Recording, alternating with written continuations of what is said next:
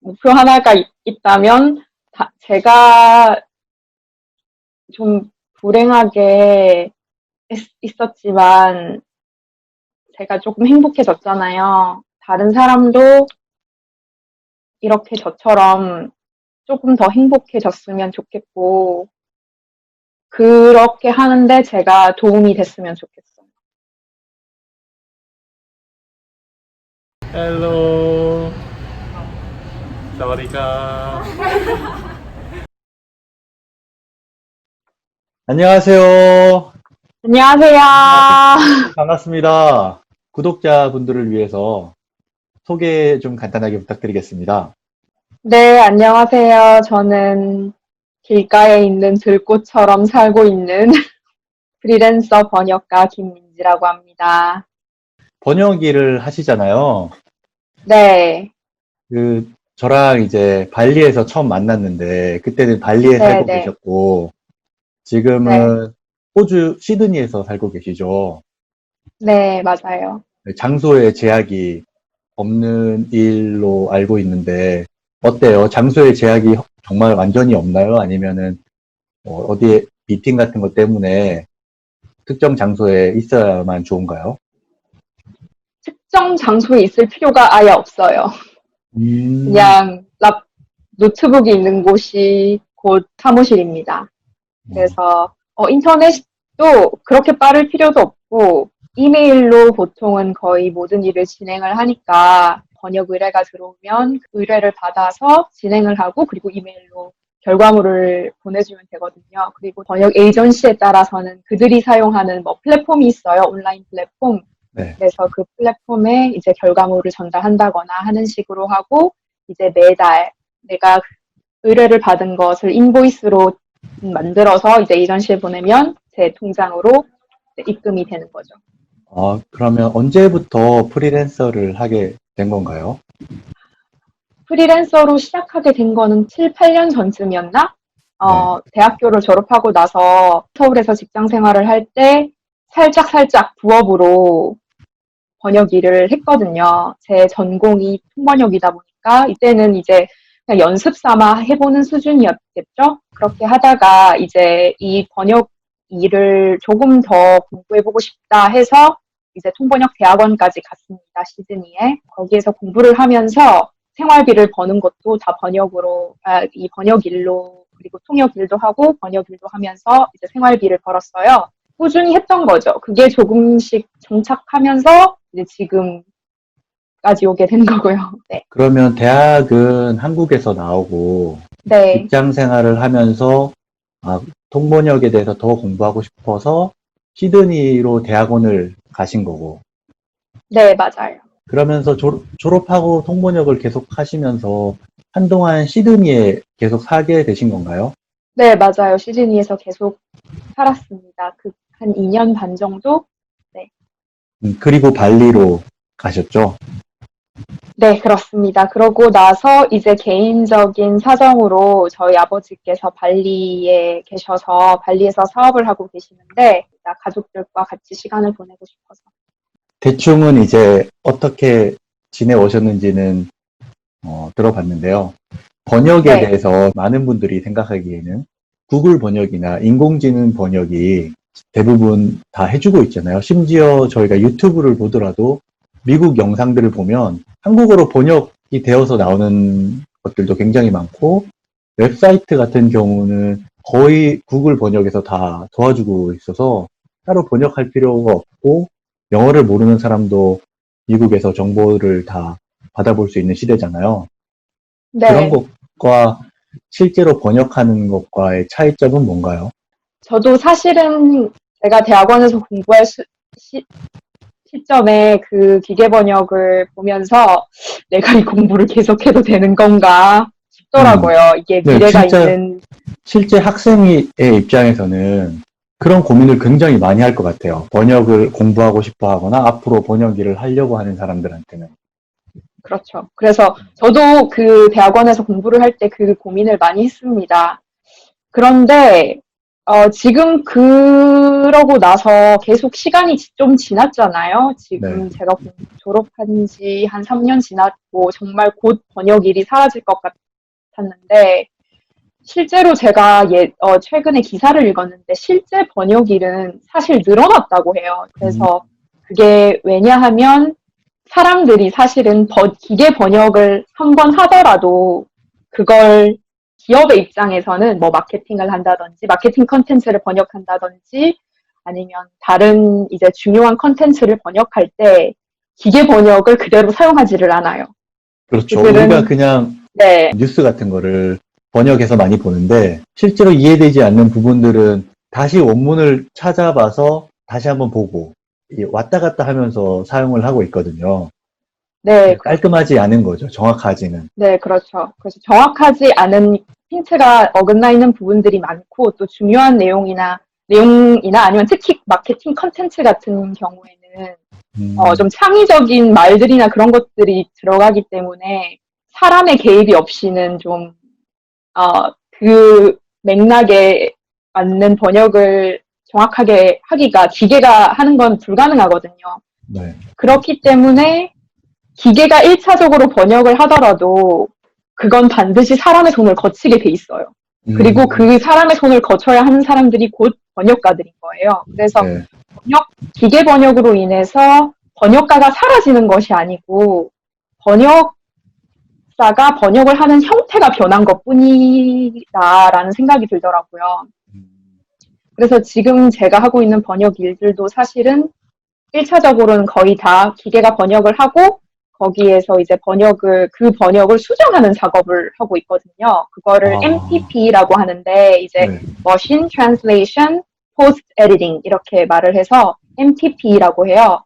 그래서 이제 거의 그렇게 번역의 형태가 변했을 뿐이지 실제 번역을 하는 번역사의 수가 줄어들지는 않을 것 같고 그리고 이제 또 계속해서 번역이라는 일은 있을 것 같아요.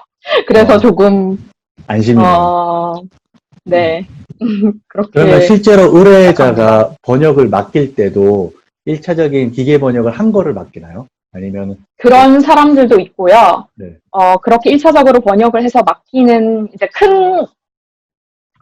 프로젝트가 좀 큰 경우에는 그렇게 하는 경우가 있고, 그리고 그 회사에서 에이전시에서 사용하는, 어, 그, 인공지능 번역 프로그램이 따로 있어요. 그래서 어, 그걸 1차적으로 번역을 해서 번역사한테 맡기는 경우가 있고, 그렇지 않으면 이제 기업이나 아니면 개인이 의뢰하는 경우에는 제가 가지고 있는 번역 소프트웨어들이 있거든요. 이제 네. 번역을 도와주는 소프트웨어나 프로그램이 있어요. 그걸 캣툴이라고 하는데, 그걸 사용해서 내가 이제 번역을 해서 주든가 이렇게 하는 형태입니다. 그럼 그런 번역 툴이 쉽게 접할 수 있는 구글 번역보다 훨씬 더 깔끔하게 나오나요? 네, 확실히 더 깔끔하게 나옵니다. 어, 그런 번역 툴은 돈을 주고 사는데 돈을 네. 주고 사는 데는 이유가 있겠죠? 아, 구글이 아주 갈 일이 더 많네요, 그러면. 네, 네. 직업적으로 조금 더 자세하게 한번 물어볼게요. 그 네, 번역의 종류가 굉장히 많잖아요. 아까 얘기했듯이 마케팅 관련 번역도 있을 테고, 저희가 쉽게 생각할 수 있는 번역이라고 하면은 뉴스 같은 거 번역도 될 수 있을 테고, 얼마 전에 한강 우리가 그 책 낸 것도 번역이 잘 돼서 크게 성공했다 이런 것들도 있고 그런 것처럼 문학적인 번역도 있고 기업 마케팅적인 번역도 있고 혹은 공문서 관련 번역도 있는데 주로 어떤 거를 번역을 해요? 이제 그건 번역사마다 자기가 지금까지 번역을 해온 경력에 따라서 조금 자기가 전문화된 분야가 있을 거예요. 네. 그렇지만 꼭 반드시 그 전문화된 분야에서만 번역을 하는 사람은 그렇게 좀 드물지 않을까 싶은데요. 보통 네. 이제 번역사들은 다양한 분야에 걸쳐서 번역을 하는 경우가 많아요. 네. 그런데 그래도 이제 그 중에서도 크게 나눠보자면 문학 번역이 있고 기술 번역이 있거든요. 이제 네. 기술 번역 같은 경우에는 예를 들어서 뭐 IT, 게임, 마케팅 아니면 이제 그런 기업 문서들 그리고 공문서들 그런 이제 우리가 이제 산업이나 사회에서 돌아가는데 필요한 그런 문서들을 번역하는 것을 기술 문서라고 하고, 네. 이제, 그 문학 번역 같은 경우에는 이제 말 그대로 시, 소설, 뭐 에세이나 이런 출판 번역이 많겠죠. 이제 그런 영화도 포함되겠죠. 네, 그렇죠. 이제 그런 것들을 이제 문학 번역이라고 하는데, 저는 문학 번역이 아니고 기술 번역을 주로 합니다. 그래서 마케팅, 컨텐츠, IT 쪽을 주로 맡아서 하고 있습니다. 네, 번역사로 살아가는 거에 대해서 어때요? 저는 제가 고등학교 때부터 사실은 꿈이 번역사였어요. 구체적으로 어렸을 때 꿈을 이룬 거잖아요, 지금 네. 제가. 그래서 저는 정말 만족하면서 행복하게 살아가고 있습니다. 구체적으로 어떤 게 좋아요? 번역 일을 하는 것과 예전에 이제 잠깐이라도 일을 했었지만 그냥 일반 네. 직장을 다니는 거랑. 그렇죠. 전 이제 물론 모든 것에는 다 장단점이 있잖아요. 그런데 회사를 다니면 뭐가 좋냐 하면 월급이 꼬박꼬박 같은 월급이 주어지니까 안정성이 있다는 거, 그게 좋고, 단점은 이제 회사 생활을 하는 것이 뭐 한 장소에 묶여 있어야 한다는 거, 그리고 그 직장 내에서 뭐 상사와 아니면 동료와의 갈등, 이런 스트레스, 그리고 시간적인 그런 유연성이 없다는 거, 네, 그런 단점이 있겠죠. 그런데 이제 번역사로 일을 하면 내 시간을 내가 조절할 수 있다는 거. 네. 그렇게 그리고 장소에 구애받지 않는다는 거. 내가 어디를 반드시 9시부터 몇 시까지 꼭 가야 한다는 그런 장소에 구애받지 않는다는 거. 하지만 단점은 그 안전성이 없다는 거겠죠. 오늘 이달에 벌어들일 수입과 그 다음에 벌어들일 수입이 일정치 않다는 거. 그리고 거기에 따른 불안감이 있다는 거. 이제 그런 게 단점이겠죠. 그리고 뭐 4대 보험 이런 거 없고, 그 다음에 유급 휴가 이런 거 없고. 그런 게 그렇죠. 단점일 텐데, 그런 단점을 제가 딱 생각을 해봤을 때, 제가 직장 생활을도 이제 짧게 해봤고, 지금 이제 프리랜서 생활을 또 해봤고, 이 두 개를 비교했을 때, 저는 제 성향상, 그리고 제 성격과 제 성향상 프리랜서 일이 훨씬 잘 맞아요.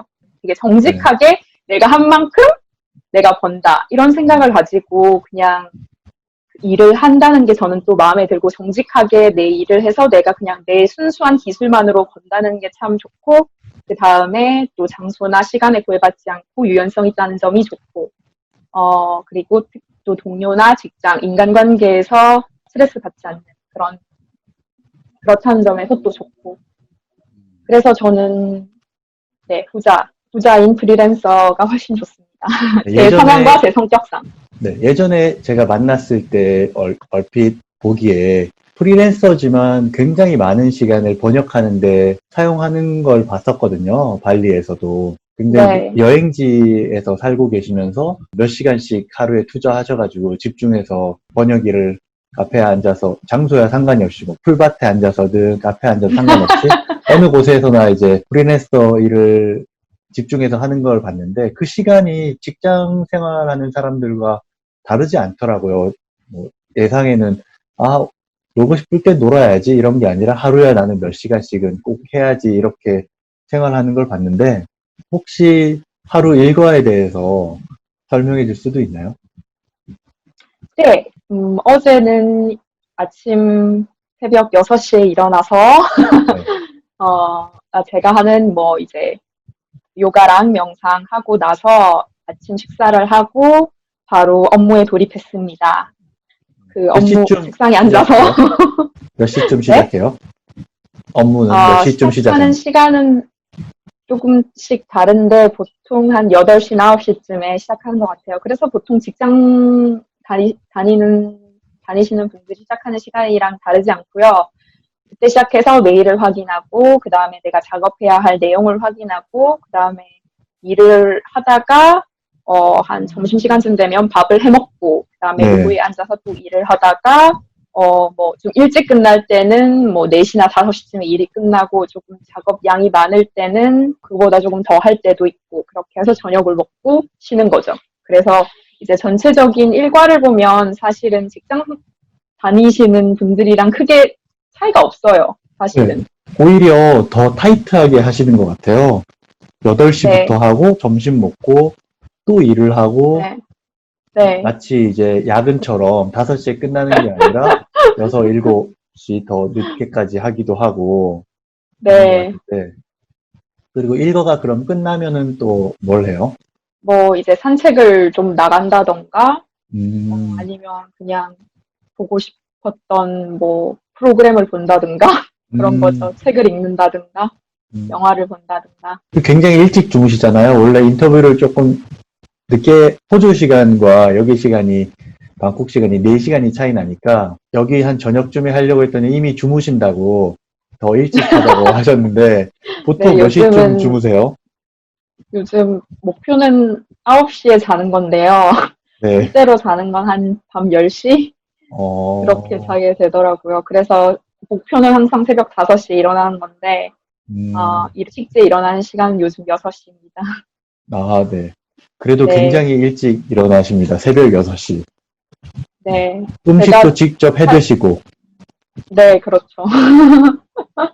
사실 제가 아침잠이 굉장히 많은 사람인데 그 습관을 좀 고쳐보려고 많이 노력을 했어요. 그리고 프리랜서 번역가라고 하면 사실은 그 누구보다도 자기 절제가 필요한 직업입니다. 왜냐하면 내가 일을 하는 것이 곧 내 생계와 직결되는 것이기 때문에 일을 하지 않으면 굶어야 되기 때문에 네. 정말로 정말 내 절제를 잘 해서 일을 해야 됩니다. 그래서 어떻게 보면 저도 예전에 프리랜서 하면 그냥 와, 좋겠다. 뭔가 프리하게 놀면서 할 수 있지 그렇죠. 않을까? 이렇게 막연히 생각을 했거든요. 근데 절대 아니고요. 그 누구보다도 절제하는 생활이 필요한 직업입니다. 아, 네. 네, 정말 프리랜서의 삶이자 번역가로의 삶을 자기 자신을 통제를 굉장히 잘 하고 계시고, 새벽에 일어나서 명상도 하시고, 요가도 하고, 그리고 바로 업무에 돌입해서 일을 하다가, 점심에는 또 식사도 직접 만들어 드시고, 제가 알기로는 채식을 또 오랫동안 하고 계셔서 일부러 또 요리를 하고 계신 걸로 알고 있는데, 점심도 해 드시고, 아침은 그러면은 어떻게 드세요? 아침도 해먹죠. 아침도 똑같이 해 드시고, 네. 그리고 업무하고, 저녁 먹고, 산책도 하고, 책이나 영화 보고 주무시는 걸로. 주말이나 쉬고 싶은 날이 있잖아요. 직장인들은 계획해서 휴가를 내기도 하고, 그런 날은 어떻게 하세요? 휴가를 가야 된다거나, 저도 반차를, 휴가를 냅니다. 네. 어, 그냥 이제 제 업무 이메일에 네. 며칠부터 며칠까지는 제가, 어, 없을 계획이니까 그렇게 딱 이제 이메일을 해놓고, 그리고 에이전시에게 미리 같이 일하는 이제 에이전시나 클라이언트에게 미리 통보를 해놓고 휴가를 갔다 옵니다. 음, 네. 발리에서 처음 뵀었는데, 지금은 시드니에 살고 계시고, 네, 그 전에는 맞습니다. 또 한국에서도 살고 계셨는데, 어떠세요? 시드니, 발리, 한국에서 다 살아보고 살고 계신데, 어디가 가장 좋으세요? 전 다 좋아요. 시드니도 좋았고, 발리도 좋았고, 한국도 좋았어요. 음, 그래서, 글쎄요, 뭐, 외국에 살면 더 좋겠다는 그런 막연한, 예전에는 막 외국에 잘 안 가봐서 쓸 때는 그런 생각이 있었어요. 외국에 살면 더 좋을 것 같다. 근데 실제로 살아보면 사람 사는 데가 다 똑같아요. 발리든 한국이든 시드니든, 그리고 제 생각에는 그 어디를 가든 음, 비슷할 것 같아요. 근데 그것보다 더 중요한 거는 내가 내 스스로에게 대해서 중심이 있으면 그 어디를 가든지 행복하게 살 수 있는 것 같아요. 음, 그래서 어디를 사느냐가 크게 중요한 게 아니라 내가 내 중심을 어떻게 잘 잡고 사느냐, 어떤 환경에서든 내 중심을 잘 잡고 사느냐, 그게 제일 중요한 것 같습니다. 그래서 그거를 깨닫게 된 게, 한국에서 내가 뭔가 불행하다고 약간 생각을 했었는데, 네. 사실 한국이라서 불행한 게 아니었구나. 내가 내 음, 중심을 잘 잡지 못하고 살아갔기 때문에 그렇게 불행하다고 느낀 거였구나. 그래서 저는 지금 한국에 가서도 최근에 그리고 한국에 갔을 때도 한국의 네. 너무 아름다운 면을 많이 봤고 너무 행복했거든요. 그래서 이제는 어딜 가도 잘 살 수 있을 것 같아요. 그리고 그 어디에서든지 행복할 수 있을 것 같아요. 네. 어, 그 누구든지. 그게 또, 그 전이랑 또 변화한 모습인 것 같네요. 지난번에 제가 뵀을 때는 굉장히 발리에서 살고 싶어 하셨거든요. 발리에 계셨지만. 네. 그리고 그 비전 보드를 보여주셨었는데 굉장히 감명 깊게 봤습니다.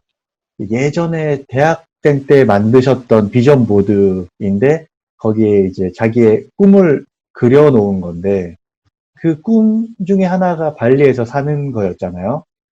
그리고 실제로 발리에서 그렇게 살게 되셔서 너무 행복하다라고 하셨었는데 일단 비전 보드에 대해서 간단하게 설명 좀 해주세요.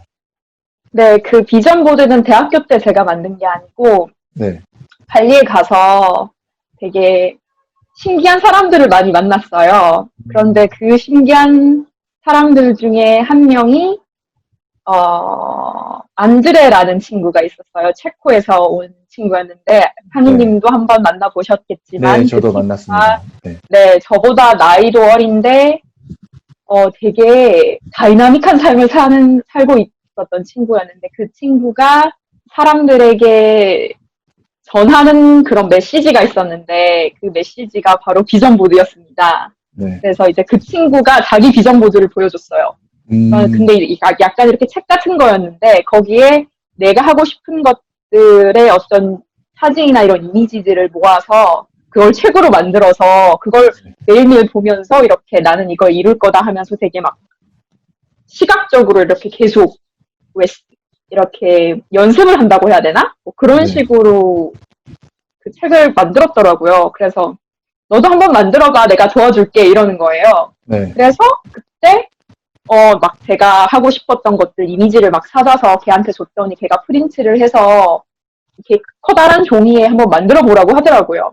네, 그래서 만들게 된 게 바로 비전보드였죠. 그래서 거기에 뭐가 들어갔었냐 하면 그냥 내가 원하는 것들. 예를 들면 발리에서 살고 싶으니까 발리 이미지 넣고 네, 유럽 여행 가고 싶으니까 유럽 이미지 넣고 인도 가고 음, 싶으니까 인도 이미지 넣고 그리고 뭐 내가 원하는 화목한 가족들 그리고 친구들과의 뭐 좋은 그런 우정을 쌓는 것들 이런 것들을 이렇게 가득 모아놓은 거였는데 그거를 상희님께서 굉장히 인상적으로 보셨나 봐요. 네, 너무 인상 깊어서 그래서 이 소개도 네, 시켜달라고 했잖아요. 안드레를 맞아요. 직접 그래서 안드레를 만나게. 소개시켜 주셔서 같이 만났었죠. 네, 맞아요. 네. 그런데 이제 지금 저는 그 비전보드가 사실 그 비전보드에 뭐가 있었는지 생각도 잘 안 나요. 음, 그 비전보드를 만들었을 때 발리에 있었던 다른 친구가 그 비전보드를 보더니 그거는 그냥 불로 태워버리는 게 제일 좋은 방법이라고 저한테 얘기를 했어요.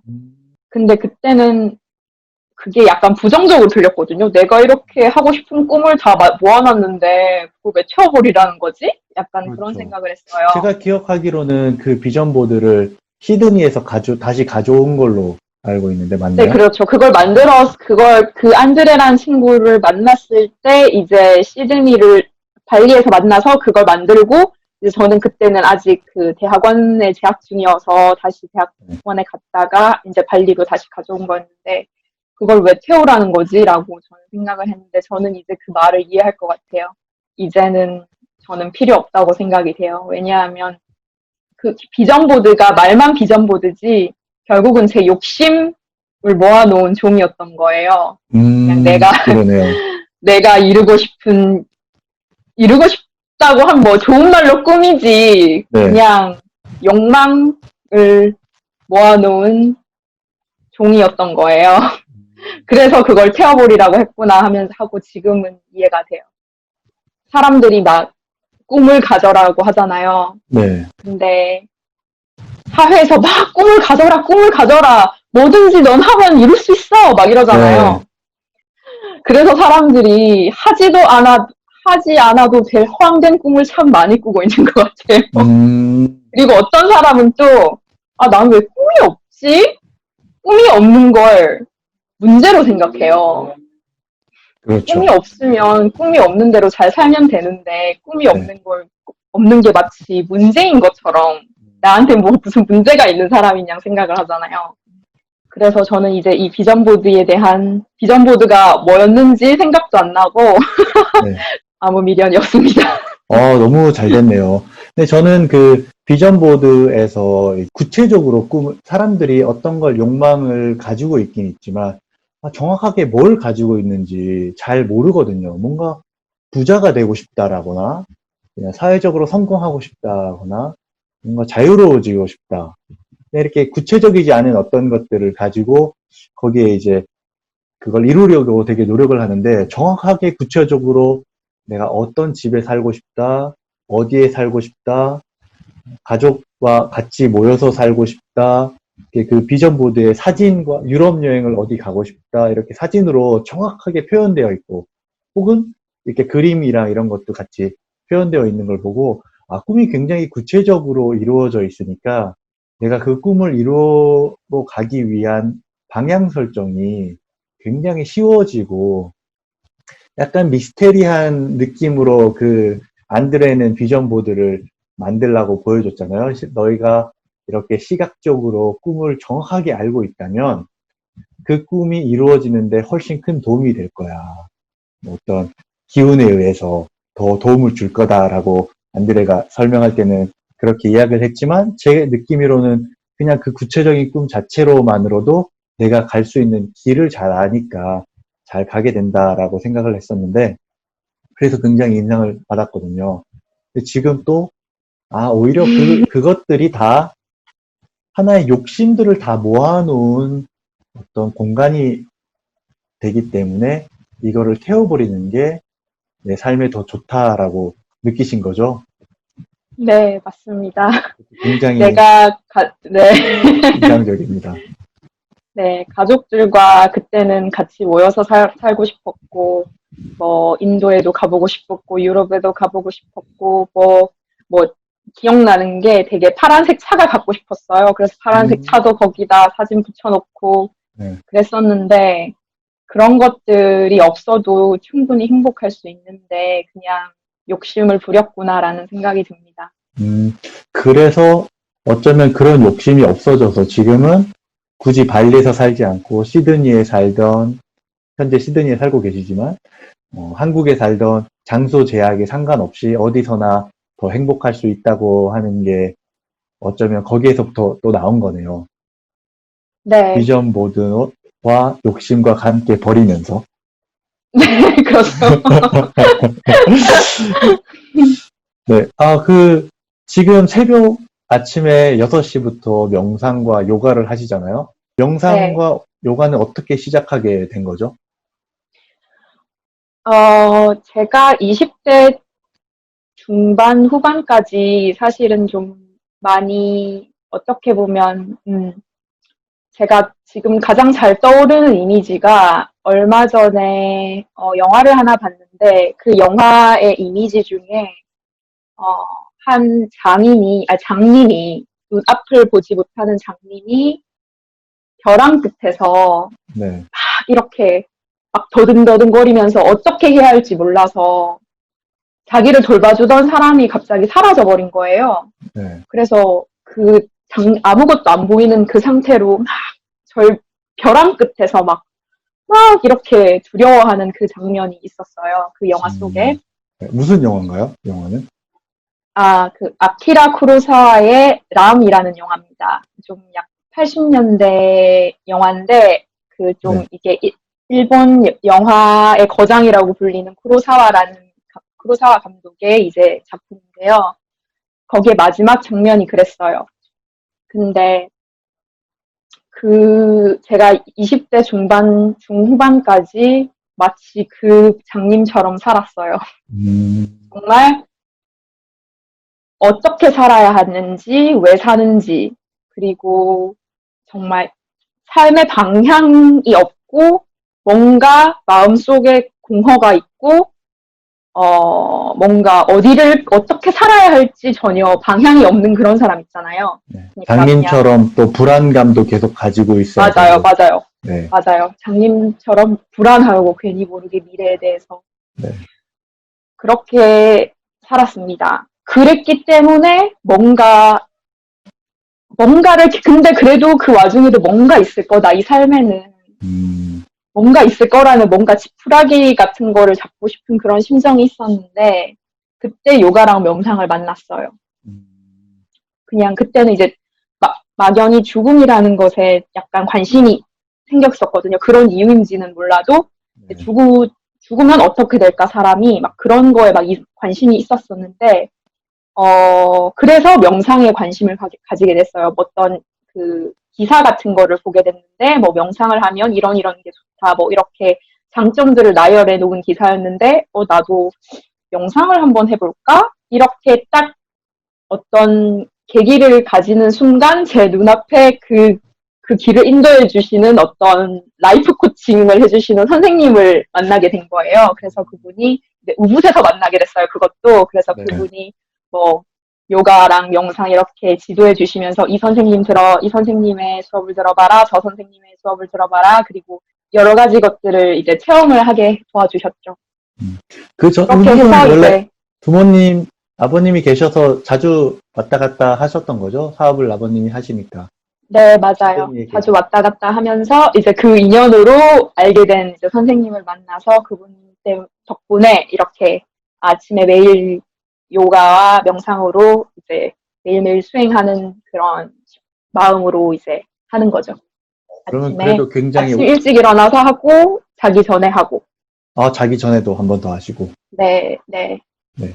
어떠세요? 매일 이렇게 요가 명상을 하는 게 어떤 즐거움을 줘요? 인생을 바꿨죠. 제가 아까 그렇게 장님처럼 방향을 잃은 것처럼 살았다고 했잖아요. 네. 근데 요가와 명상 덕분에 뭔가 빛이 팍 난 것처럼, 눈을 뜬 것처럼 행복한 삶을 살고 있습니다. 미래에 대한 불안 같은 것도 전혀 없고요. 몰라요. 조금 가끔씩 있겠죠. 아예 사라진 건 아니고 미래의 불안감이 현저히 줄어들었다. 예전에 비하면 현저히 줄어들었다. 그리고 아까 말했듯이 어디서든지 내 중심만 잘 잡으면 행복하게 살 수 있구나 하는 확신이 들었다. 그리고 우울감이나 외로움 같은 것들이 현저히 줄어들었다. 예전에는 되게 외로움도 많이 탔었고 혼자 있으면 좀 약간 목마른 사람처럼 좀 그랬던 것 같아요. 뭔가에 목이 마른 사람처럼 마음이 뭔가 공허하고 근데 지금 그런 게 많이 줄어들었어요. 그리고 그냥 가만히 있어도 행복해요.